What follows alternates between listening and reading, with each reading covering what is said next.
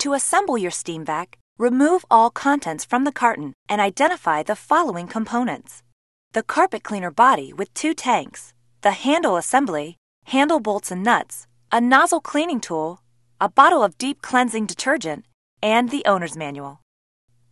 To assemble, insert the upper handle into the slot and press firmly into place.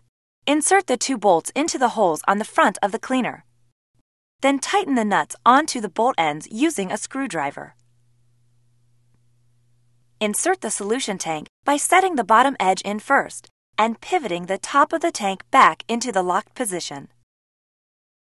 Your steam vac carpet cleaner is now assembled and ready to operate. There is a Contact Us sticker on the back of the cleaner with an 800 number if you would like to talk to a customer service representative. When you call, be sure to have the model number and manufacturing code from the data label on the back of the cleaner. Click on the tabs marked Operation and Maintenance for helpful video demonstrations, and be sure to read through your owner's manual for additional information about your Hoover Steam Vac Carpet Cleaner.